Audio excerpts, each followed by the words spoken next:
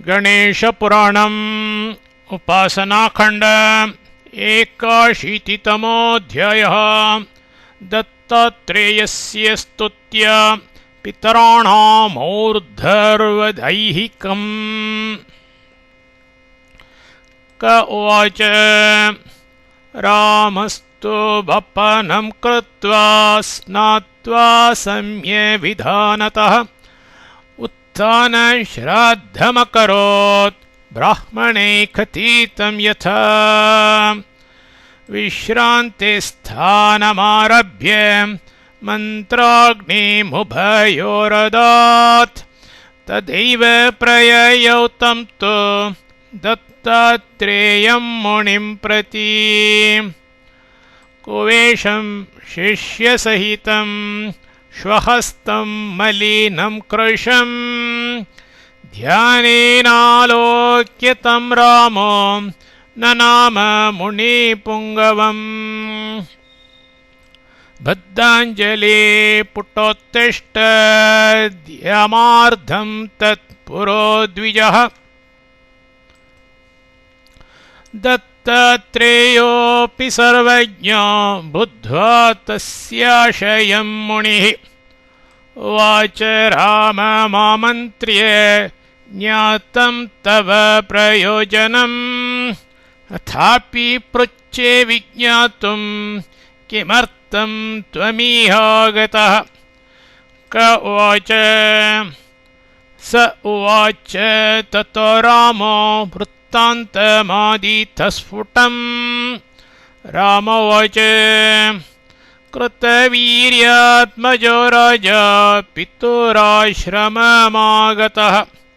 भोजित परमान्नेन नानापक्वान्नशालिना भुक्त स सेनया सार्धं कामधेनो मयाचत।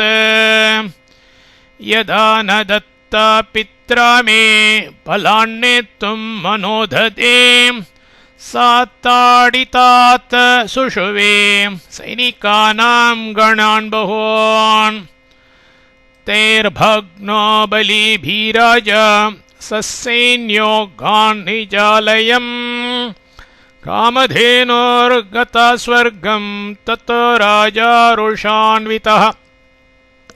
जमदग्नेर्हृदि शरम् अहन दृढमोजसा 21 बाणान् मातुरङ्गे हनदृशा। नाहं तत्र स्थितो ब्रह्मन् पश्चादागत्य दृष्टवान्। मन्त्राग्नितातो दग्धौ तौ मातुर्वाक्यादिहागतः।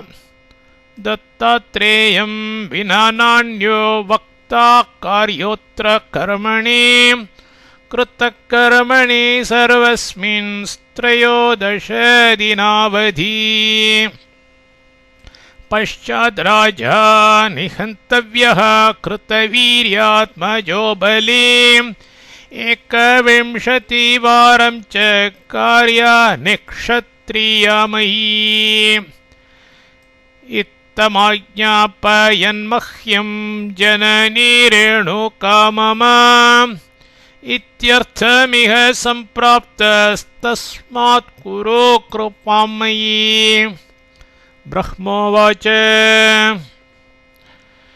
इति रामवच श्रुत्वा रेणुकाया सखा मुनिः। शोकसंविघ्नहृदयो राममोच इदं वचः। दत्तात्रेय उवाच यद्गृहे भुक्तमत्यन्तं तेन नेष्टा विरोधिता। यदि दुष्टेन साकारे द्रष्टा तत्फलमन्तिकात्। इदानीं तु तयोः सम्यक् और्ध्वदेहिकमाचर। ब्रह्मोवाच तत आश्रममागत्य दत्तात्रेययुतस्तु सः। रामश्चकार भक्त्यैव पित्रोरुत्तरकर्म तत्। दत्तात्रेयोक्त प्रोक्तमन्त्रैः स द्वितीयदिवसावधि समाप्ते कर्मणि मुनिर्गन्तुं कोल्हापुरं मनः चक्रे तदा ब्रवीद्रामः कदा याति भवान् पुनः मुनिप्रोचे यदा त्वं मे स्मरणं वै करिष्यसि एहि दत्तात्रेय इति तदा मां द्रक्ष्यसे नघ कृत्वा कर्म व्रजत्येव भिक्षितुं स दिने दिने अशौचिनो न भोक्तव्यम् अन्नमित्यभिचिन्तयन्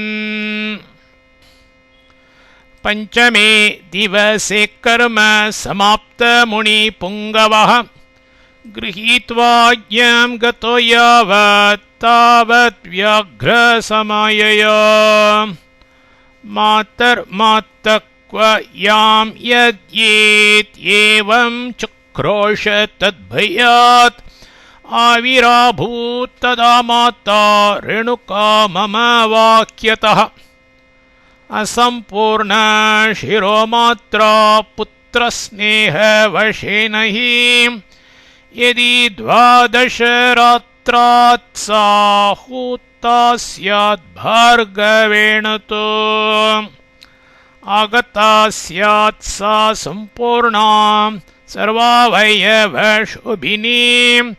उवाच तं किमाहूत वद बालप्रयोजनम्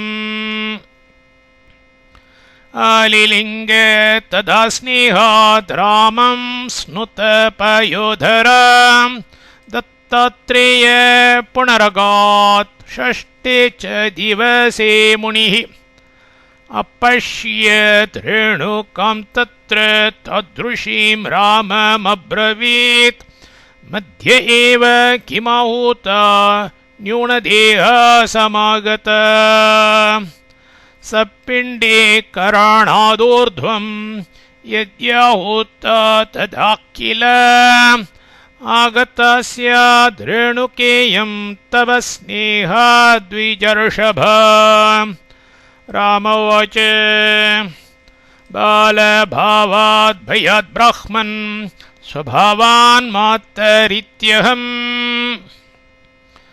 उक्तवान् मुनिशार्दूल दृष्टवाणी द्रोषीमिमाम् वृषोत्सर्गं च कृत्वानेकादश दीने द्विजः सपिण्डीकरणं चैव 12 कृतवान् द्वयोः ततः परेह्निपातेयं श्राद्धं पुण्याः वाचनम् ददौ दानान्यनेकानि ब्राह्मणेभ्यो यथार्हतः जमदग्नेर्दिव्यदेहो ब्रह्मलोकमथागमत् तस्थौ सा रेणुका भूमौ स्थाने स्थाने च तादृशी पूरयत् यखिलान् कामान् जनानां भक्तिकारिणाम्